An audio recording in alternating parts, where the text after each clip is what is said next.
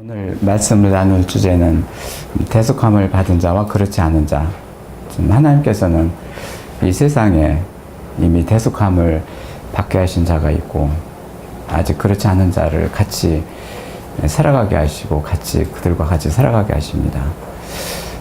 오늘 대속이라는 것은 이제는 죄인을 이렇게 자유하게 하기 위해서 이제 대신 지불한 값. 그러니까 죄의 노예를 그대로 두면 불안하고 두렵고 슬픔으로 살아가기 때문에 그 노예를 자유롭게 풀어주기 위해서 지불되는 대속, 이런 뜻으로 이렇게 오늘 레위기 16장에서는 대속죄를 선포하시고 대속죄제를 이렇게 베풀어 주십니다. 저희들이 이제는 자주 이렇게 쓰는 말 속에 그 대속이라는 그런 용어를 많이 쓰는데요. 참 저희들은 지금까지 살아오면서 대속이라는 것을 참 쉽게 사용해왔고, 그리고 대속 속에 들어있는 그 하나님의 그 진정한 뜻이 무엇인지 그걸 잘 몰랐었습니다. 오늘 말씀에서는 대속죄를 이렇게 드리게 하시면서 하나님의 뜻이 이제 고스란히 그런 하나님의 마음에 묻어 있습니다. 우선 저희들은 이 기도하는 마음으로 이 말씀을 대하면서 하나님께서 우리를 대속해 주시는 그 뜻이 우리들한테는 구원이고 하나님 앞에는 예배자로 이렇게 부르신 것입니다. 이제 하나님께서 우리 자신들의 목적을 위해서 구원을 하시고, 그리고 구원된 백성들이 하나님한테 예배 드리는 자. 그래서 오늘 말씀에서는 이 대속이라는 큰 주제를 가지고 구원하시는 하나님, 그리고 예배자를 찾으시는 하나님, 예배를 받으시는 하나님, 이렇게 나누고 수 있습니다. 저희들이 이렇게 말씀을 나누면서 이렇게 기도드리는 것은 그 대속이라는 그 일을 이루신 하나님께서 그 헛된 우리들이 그런 마음으로 틈타서 참 그 대속의 의미가 훼손되지 않도록 하기 위해서입니다. 이걸 5가지로 이렇게 나눠보겠는데요. 첫 번째는 이제 대속이라는 것은 개인도 중요하지만 공동체를 뜻하십니다. 공동체 속에서 대속하신 하나님. 물론 이스라엘 백성들이 이제 출애굽 과정에 있고 많은 수의 이스라엘 백성들이 이제 가나안 땅을 향해서 가고, 레위기 자체가 너희들은 내게 대해서 제사장 나라가 되라 하시는 그런 말씀을 선포하시고 그 말씀을 이루는 과정에 있습니다. 그래서 하나님께서는 대속하시는 그 대상 앞에 이제 어떤 한 개인도 중요하지만 공동체를 놓고 말씀하시는 것입니다. 우선 이 공동체라는 것은 이제 한 사람이 모여서 공동체가 되는데, 이 죄 또한 한 사람 죄가 뭉쳐서 여러 사람이 되고 공동체 속으로 이제는 그 죄가 이제 묻혀 있는 것입니다. 사실 우리가 이제 개인의 죄를 생각하게 되지만 우리들 입장에서는 그 죄 문제를 해결하려고 이제는 또 애를 쓰고 있지만, 과연 이 죄 문제가 어떻게 보면 개인에서 떠나서 공동체로 이미 이렇게 들어와 있고, 하나님께서는 이 공동체 전체를 대속죄를 선포하셔서 속죄죄로 이렇게 드리게 하신 것이죠. 우리가 살아가면서 이제 보는 것, 지진이나 뭐 홍수 이런 것들이 날 때, 그리고 거대한 자연재해가 발생했을 적에 인간은 속수무책이고, 그럴 적에는 사회 전체적으로 어떤 공동체 전체에서 죄가 들어와 있기 때문에 그런 일이 일어날 수가 있다. 지금 그렇게 생각해 보는 것입니다. 분명히 그 개인을 떠나서 공동체에 죄가 있고, 이제는 그 죄 속에서 하나님께서는 예배를 받으시기 위해서 하나님께서는 제사함을 해주시는 그런 맥락으로 볼 수 있습니다. 이 이스라엘 백성들을 이제 제사장 나라로 만들어서 예배자로 만드시는 것이 하나님의 뜻입니다. 이런 속에 이제 대속죄함 나를 선포해서 이르게 된 것이죠. 특히 레위기 16장에서는 대속죄일의 의식이 상세히 기록되어 있는데요. 우리가 이 말씀을 한 가지 이렇게 다루면서 말씀을 나누는 것보다도 이렇게 이 대속죄가 우리들한테 주는 의미에 대해서 이렇게 알아보고 있습니다. 이제 대속죄 하면은 용키푸스라고 이제는 그런 용어로 이제는 히브리어가 그런 용어를 쓰는데요. 이스라엘 달력상 7월 10일 이제 그러니까 9월에서 10월 달 가을 추수기입니다. 요 때가 대속제일이요. 이제 수학기이며 굉장히 흥미를 돋구는 그런 때이고 하나님은 이 때를 정하셔서 대속제일로 정하신 것이죠.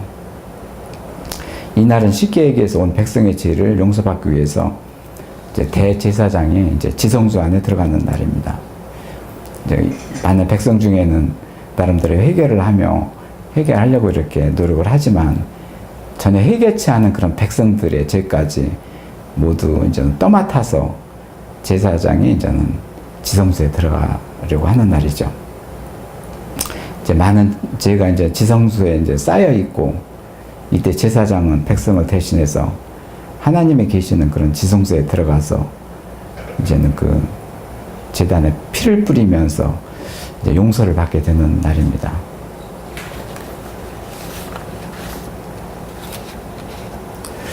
특히 이 제물에는 염소에게 이제는 백성의 죄를 옮겨놓고 그 염소를 광야로 보내서 이제 백성들의 죄를 이제 제거하게 하도록 하시는 말씀을 보게 됩니다. 여기서 이제는 레위기 16장 8절에 보면 두 염소를 위하여 제비 뽑되 한 제비는 여호와를 위하여 한 제비는 아사셀을 위하여 할지니라. 여기서 아사셀의 그 눈이 가는데요. 이제는 그 떠도는 염소, 이스라엘 백성들이 그런 죄를 짊어지고 광야로 쫓겨나가는 그 염소를 말합니다. 참 염소가 기질이 세고 그런데 그 염소한테 이스라엘 백성들의 온통 죄를 그한테 떠넘겨서 광야로 내쫓게 이렇게 만드는 것이죠. 이제 두 번째 이제는 이 대속은 이제 광야에서 하신다. 광야라는 것은 이제 일반적으로 이제 악령이 거주하는 곳이고 특히 여기서 염소 아사셀은 그 악령이라는 뜻을 가지고 있습니다. 깃털이 달린 악령으로 불려진 염소. 이제 에녹서 예경에 보면 그렇게 이제는 악령이 같이 하는 그런 염소라고 이렇게 불려져 있습니다. 그래서 하나님께서는 특히 광야로 이렇게 염소한테 죄를 전가시켜서 광야로 내보내는 그 염소를 볼 적에 이 광야 속에 있는 이스라엘 백성들을 온통 예배자로 만드신 하나님 뜻입니다. 제가 이제 신약 그 마태복음 4장 1절부터 11절까지 예수님께서 성령 세례를 받고 성령에 이끌려서 이제 광야로 나가서 마귀한테 시험을 받는 그런 그 장면이 나오는데요. 예수님은 이제 40주야를 이제 금식하시면서 이제 사탄한테 첫 번째 시험이 이제 돌이 떡덩이가 되려 하라. 많이 굶주리시는 예수님한테 너희 능력으로 돌이 떡이 될 수 있으니까 떡덩이를 만들라. 이제 그래서 예수님께서는 사람이 떡으로만 살 것이 아니요 하나님 예배에서 나오는 말씀으로 사느니라. 그래서 마귀를 물리쳤습니다. 두 번째 이제 마귀가 예수님을 거룩한 성으로 데려다가 여기서 뛰어내리라. 너는 이제 뛰어내리더라도 주의 사자들을 밑에서 포위하니까 너는 아무도 상치 않을 것이다. 그래서 예수님은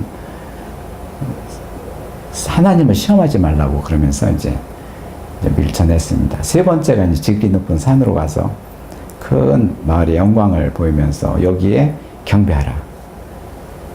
그리하면 너한테 이 모든 것을 얻으리라. 그러면서 그렇게 마귀의 유혹을 당하셨는데 예수님은 그때 사탄아 물러가라 하시면서 이제 사탄을 이기신 것입니다. 이 사탄은 바로 우리가 이 광야 지금 현재 가정에서 거주하고 그리고 일터에서 그리고 이제는 모든 생활을 하는 그런 곳이 광야라고 한다면 그곳에서 이제 예배드리는 자로 만들기 위해서 그리고 이제는 우리도 언젠가는 성령 세례를 받게 되면 성령님의 인도하심에 따라서 이제는 그 광야에서 훈련을 받게 되기 때문에 사단한테 이제는 내보내져서 이제 시험을 받게 하시는 것이죠. 이것은 어떻게 보면은 성령 세례를 받은 그 주의 백성을 광야에서 예배자로 만드는 것입니다. 너는 우상을 숭배하지 말고 경배하지 말라. 하나님을 경배하라. 우상한테 넘어가지 말라. 그래서 이 마태복음에서도 이미 성령 세례를 받으신 예수님께서 광야에서 시험을 받은 것이 우리를 이제 예배자로 만들기 위해서 이렇게 보내신 것이, 그 시험을 받으신 것이죠.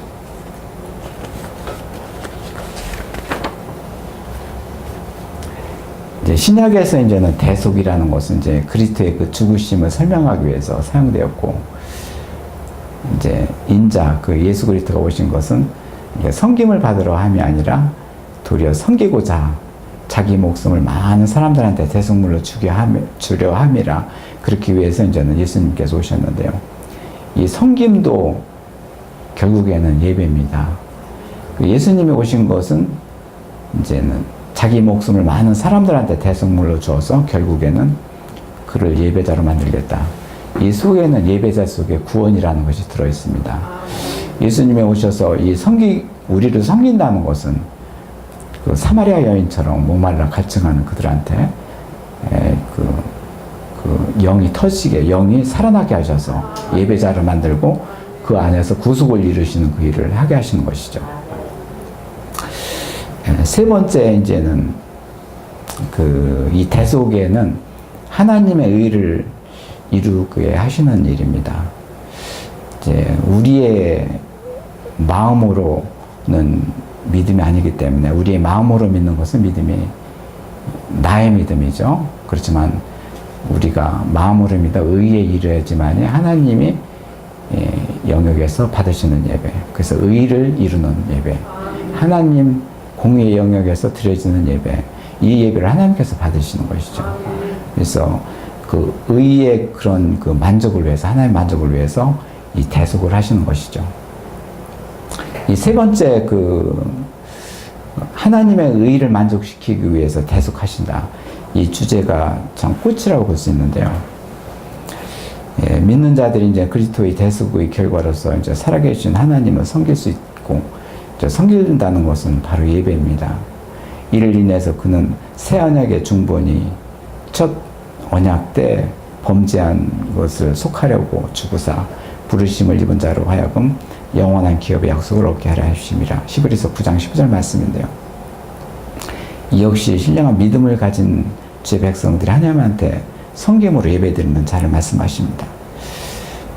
그 죄를 지은 인간이 그대로 하나님께 받으신 예배를 드릴 수 없기 때문에 예배자로 하나님께서 만들어 주셔야지만 하나님께서 받으신 예배를 받으시기 때문에 그렇습니다.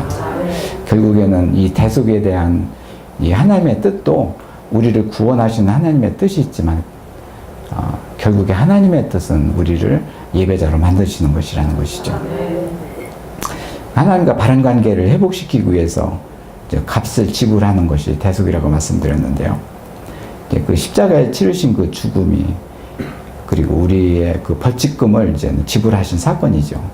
갈라디아서 1장 4절에 그렇게 기록되어 있는데요. 그 값으로 말미암아서 우리는 제 사슬에서 이제 해방되었을 뿐만 아니라 하나님의 의를 만족시킨다.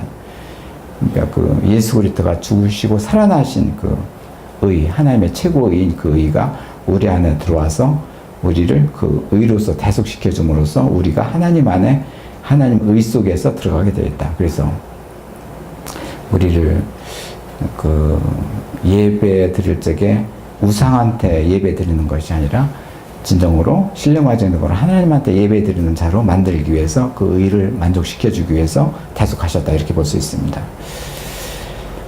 그런 결과로 인해서 우리가 이제 하나님 가족으로, 이제 주의 가정으로 이렇게 들어갈 수 있는 자리에 앉게 된 것이죠. 이제 네 번째는 이제 우리가 원하는 것이 아니라 하나님이 원하시는 것으로 만들기 위해서. 분명히 우리는 이 세상에 살고 있기 때문에 우리는 세상 것을 원하고 있습니다. 그렇지만 하나님이 우리에 대해서 원하시는 것은 천국입니다. 구원된 자, 하나님의 나라를 이렇게 들어가게 하시고 주의 백성으로 삼는 것. 그래서 우리는 이 세상에 살고 있지만 우리들이 바라는 것과 하나님이 바라는 것이 격차가 있습니다. 그 격차가 실록하기 때문에 정반대입니다. 그래서 이제 우리가 원하는 것을 이제 내려놓게 하시고, 하나님의 원하는 곳으로 가기 위해서 대속을 하신 것이죠. 네 번째 그 주제가 이제는 그렇게 하나님의 원하시는 길로 가기 위해서 우리를 대속하셨다. 이제 우리에게는 그 우리 삶에 대해서 이제 우리 자신을 이렇게 생각해 보겠습니다. 궁극적으로 나를 지배할 수 있는 지배권이 없습니다. 이제 자연계가 이제 밀어닥치는 그런 물리적인 그런 환경을 통제할 수가 없고, 비가 억수같이 오는 것도 우리가 막을 수가 없고, 산이 무너진 것들을 우리가 막을 수가 없습니다.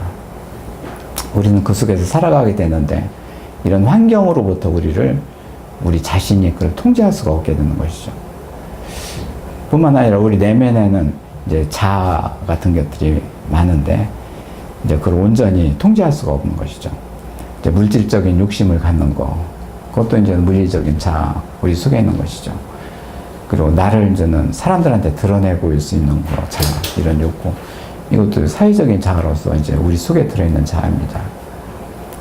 그리고 또 이제 세 번째는 내 마음속으로 들여오는 심리적인 유혹, 이런 것들이 이제 그 자아 속에 들어있습니다. 그런 것들을 이제 내가 원하는 유혹, 쾌락, 이런 것들인데요. 이런 것들도 사실은 우리가 온전히 통제할 수가 없습니다. 그래서 우리는 외적인 그런 환경의 그런 지배권에서 우리가 자유로울 수가 없고, 내적으로 그 자아에서 자유로울 수가 없고, 그렇게 살아가고 있는 것이죠. 어떻게 보면 큰 이끌림에 따라서 살아가고 있는 것이죠. 이런 것들이 이제는 그 통제할 수 없는 그런 능력이기 때문에 하나님께서는 이대로 둘 수가 없다.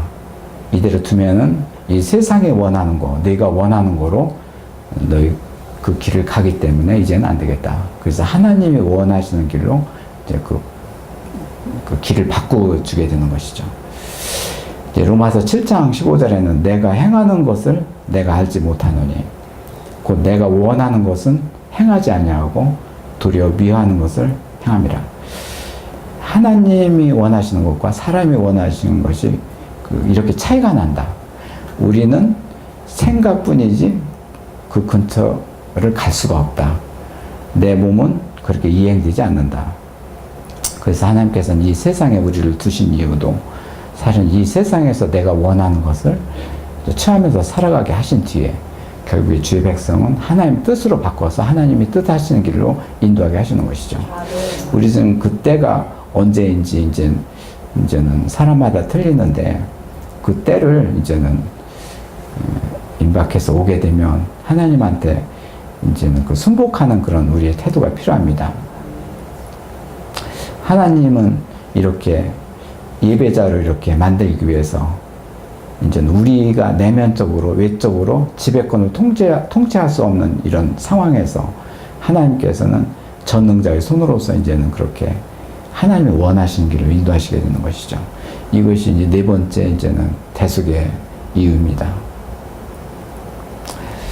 우리가 이제는 그대로 이제 죄가 있는 상태에서 살아가게 된다면, 죄가 우리의 주인이 되고, 이제 죄에 이제 굴복하게 되고, 이제 죄는 율법을 사용해서 우리를 속이게 하는 것이죠. 참, 죄가 있는 상태에서 하나님의 율법을 애우고 그 생각대로 따라서 하게 된다면, 그것은 사람의 마음으로 이제는 악한 상태에서 그 율법을 행하기 때문에 우리를 속이는 것이죠. 사탄이 이미 그 일을 하고 있습니다. 그래서 하나님께서 원하시는 길, 그 의의 길로 넘어가게 하는 것은 바로 이렇게 우리를 속이게 하는 그 악의 세력으로부터 벗어나게 하기 위해서 그 일을 해주시는 것이죠. 그래야지만 본질적으로 하나님이 원하시는 길로 따라가게 됩니다. 아무리 우리가 성경 공부를 많이 하고 성경을 많이 한다 하더라도 죄가 안에 있는 상태에서, 즉 영이 거듭나지 않은 상태에서 그 율법을 내가 아무리 적용하고 그대로 행동하려고 하더라도 그것은 결국 내가 속아서 가게 되는 길이다. 그래서 하나님은 그 일을 아셔가지고 이미 우리한테 그 길을 차단하게 하시는 것이죠. 우리가 나 자신을 스스로 통제할 수 없기 때문에 율법을 따르고 지키려는 우리의 행위를 스스로 구원할 수 있다고 생각합니다. 우리는 하나님의 말씀을 볼 때, 아, 그렇지. 이 말씀대로 생각하고 행동하면 하나님께서 나를 구원해 주실 거야. 이렇게 스스로 생각하고 판단하는 것이 오곡산입니다. 이 구원에 이르고 이렇게 하나님의 그 율법이 우리 안에서 이루어지게 하는 것은 전적으로 성령님이 하시는 일입니다. 사람의 영역에서 하는 일은 아닙니다. 그래서 이 세상에서는 우리가 생각하고 사람의 그런 생각으로 마음먹고 따라서 하고 다른 사람의 그런 좋은 것을 취해서 하지만 결국에는 그 길로서 세상의 길이고 하나님께서 뜻하시는 길은 그 길을 이제는 이제 중단시키고 하나님의 의의 길로 이제 가도록 하게 하시는 것이죠. 실상 우리 자신은 의롭게 살 능력이나 자유가 없는 것이죠. 그래서 우리들한테는 우리 내면 속에도 사람의 의가 있습니다. 내가 지금까지 배운 지식이라든가 경험 이런 것들이 아주 모두 동원된 것이 이제는 의죠. 그 의로서 이제 살아가게 하시고 또 이제는 이 세상에 대한 의의가 있는 거죠. 사람들이 모인 데서 내가 이 세상 사람들을 위해서 나를 드러내고 뽐내야지 하면서 그 세상의 의의에 대해서 이제 살아가는 사람이 있고 그렇지만 하나님께서는 그렇게 나의 의의와 세상의 의의에 대해서 살아가게 하신 뒤에 이제는 하나님의 의의의 길로 가도록 바꾸신다는 얘기죠. 이것이 하나님께서 원하시는 길입니다. 우리는 이제 참으로 내가 옳다는 것을 행하려는 의지는 가질 수 있지만 그것은 할 수 도저히 없다. 로마서 7장 18절의 말씀도 바로 그렇습니다. 내가 옳다고 생각하는 것을 생각할 수도 있고 그런 의지력은 가질 수 있지만 실질적으로 그것은 실행하는 것은 불가능하다. 이 영역은 하나님의 영역이기 때문에 의로운 영역이고 하나님의 공의 영역이기 때문에 하나님만이 하시는 일입니다.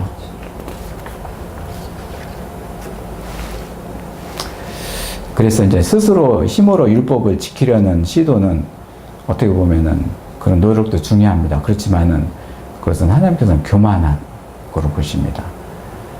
율법을 지키려고 하는 것은 좋은 뜻이지만 결국 계속 그렇게 가서는 안 된다는 얘기죠. 하나님 성령님의 도우심을 받아야 된다는 얘기입니다. 그래야지만이 대속함으로써 그 죄를 없게 하신 상태에서 거룩한 상태에서 우리를 이제 그 말씀이 이루어지게 하시는 것이죠. 그렇지 않게 된다면 죄가 우리를 더 강하게 지배해서 율법도 더 강해지고 죄가 더 강해지고 해서 우리는 뭐 교회 다니고 성도라고 그렇게 이름은 붙이지만 결국은 그 안에서는 참 답답해지고 나도 모르는 그런 아주 궁지에 몰려 있고 그런 상태가 더 지속되면서 이제는 안과 밖이 더 강하게 그 죄가 지배한다는 얘기죠. 우리가 계속해서 죄의 지배하에 살게 된다면 우리의 그런 실질적인 생활은 죄와 더욱 일치하게 되며 그렇죠. 이 세상은 죄악이 이제는 이미 포위된 상태고 우리들 몸도 이제는 죄악으로 들어와 있기 때문에 죄와 같이 일치해서 나란히 가기 때문에 나를 모르는 사이에 엄청난 죄 속으로 들어가게 됩니다. 그 결과 우리는 사망으로 인도하게 됩니다. 참으로 우리가 사탄이 사람의 우위에 있고 참으로 총명하다는 것은 그들한테 지정의가 있다는 것은 결국 주의 백성들을 이렇게 사막으로 인도하는 그런 길에 있다.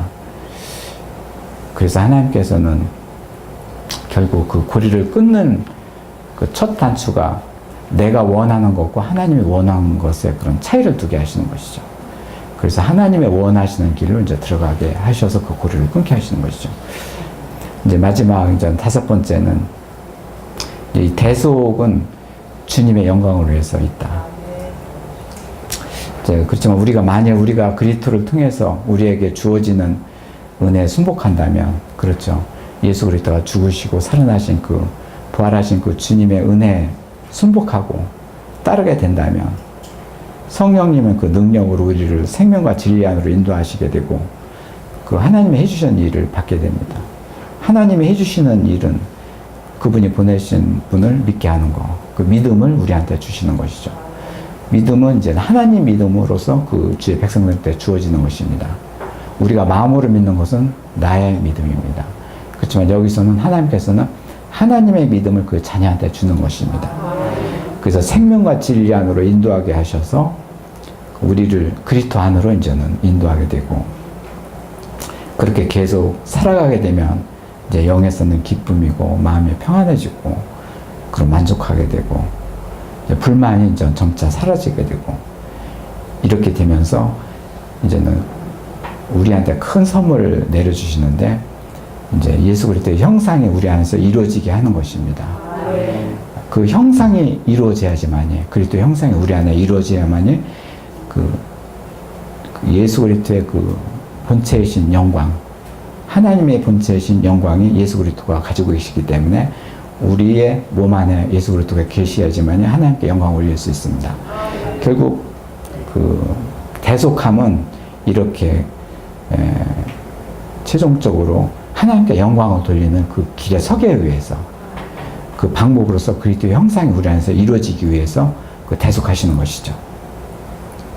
우리가 다 수건을 벗은 얼굴로 거울을 보는 것 같이 주의 영광을 보매 그와 같은 형상으로 변화하여 영광에서 영광에 이르니 곧 주의 영으로 말미암이라. 이렇게 주의 영으로 진리와 그렇게 그 믿음이 생기게 되어서 우리 안에서 그리스도의 형상이 이루어지게 해서 하나님께 영광을 돌리는 자가 되었다. 결국은 최고의 우리를 통해서 예배자로 만드시는 것이죠. 이 안에 하나님께서 구원을 이루셨고, 주의 형상을 이룬다는 것은 하나님께서 영광을 받으신 일이고, 그 영광 안에 결국은 예배가 있고, 그래서 오늘 이렇게 대속에 대해서 이렇게 말씀을 나눴는데, 이제는 그 대속이라 하면 우리의 구원을 위한 것이고, 그렇지만 그 속에 구원된 백성들이 하나님한테 예배드리는 자, 그렇지만 이 세상은 이미 대속함을 받은 죄 백성들이 있는가 하면 그렇지 않은 백성들이 있다는 거, 우리들이 그들을 껴안고 같이 예배 자리로 나가야 된다는 것이죠. 그래서 이제 결국에는 저희들이 이 말씀을 대하면서 우리는 기도하기를, 정말 그 대속함의 그 하나님의 뜻이 무엇입니까? 저희들이 볼 적에는 구원입니다. 그지만 하나님 입장에서는 예배입니다.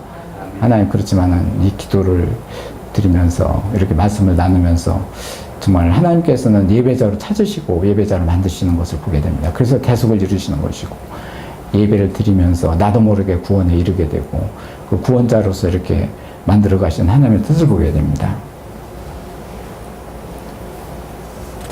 오늘 말씀은 다 나눴고, 기도 제목으로서 이제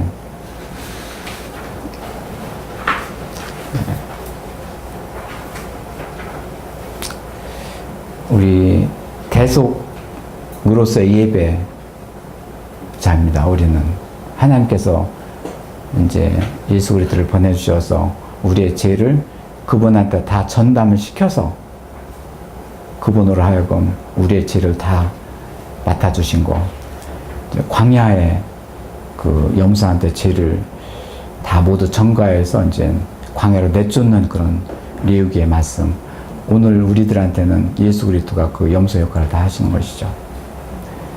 저희는 대속으로 예배드리는 자입니다. 첫 번째, 우리들이 말씀 나눴듯이 공동체, 이제 교회입니다. 제사장 나라하고 하나님 나라를 만들어가는 것. 그리고 두 번째, 우리 삶의 터전이 광야이기 때문에 우리 그 속에서 하나님께서 예배를 드리는 자로 만드시고 예배자로 만들어 주시는 것이죠. 그러기 위해서는 하나님께서 의로 이제 길로 가게 하셨고, 하나님께서 받으시는 예배, 하나님께서 믿음을 우리한테 주셔서 이제 공의의 영역에서 하나님께 예배 드리는 자로. 그래서 결국은 네 번째로 내가 원하는 것이 아니라 하나님이 원하시는 그 길로 가게 하셔서, 그래서 다섯 번째 주의 영광으로 가는 이 다섯 가지의 그렇게 대속자임에 대한 그 하나님의 뜻을 살펴보았습니다. 이제 우리들이 참으로 이렇게 하나님 앞에 자유함을 누리는 것은 그저 그냥 놔두는 것이 아니라 하나님께서 자유하게 만들어 주시는 것, 대속으로서 이렇게 만들어 주실 적에 우리가 자유함을 누릴 수 있습니다. 그래서 자유함과 방종과는 차이가 있습니다. 그냥 내버려 두면 결국 이 세상에서 그 사람은 어떻게 될까요? 처음에는 속박에서 벗어났으니까 자유롭네? 그러다가 자신도 모르게 점점점 악의 상태로 살아가게 되며 결국에는 멸망에 멸망으로 끌어가게 하는 것이죠. 그리고 특히 사람은 그런 영적인 존재이기 때문에 그 영 속에, 심령 속에는 수많은 영들이 얽혀 있기 때문에 그런 그 제한을 제거시키지 않으면, 그런 대로 살아가게 된다면 우리는 신체적인 속박으로서 해방되지 않기 때문에 결국 자유하지 못한 것이죠. 결국 우리를 이제 다른 사람과 이렇게 독립적으로, 상대적으로 독립적인 인격체를 만들어 주셔서 이제 다른 사람의 영줄기를 정리하고 끊어 주셔서 다른 사람이 있더라도 그 사람과의 관계에서 오는 여러 가지 일들을, 근심과 염려, 불안 이런 것들을 사라지게 해주시는 거, 이것이 하나님께서 계속 해주시는 그런 뜻입니다. 결국 어떻게 보면 대속이라는 것이 하나님께서 하나님이 뜻하시는 그런 사람으로 만들어주시는, 사람 만들기 아마 하나의 그 일이라고 볼 수 있습니다. 그렇습니다. 이렇게 오늘 이렇게 저희들한테 대속함에 대해서 하나님의 뜻을 살펴봤습니다. 우리들이 생각나는 대로 이렇게 하나님 말씀을 이렇게 생각하면서 통성으로 기도하는 시간을 갖도록 하겠습니다.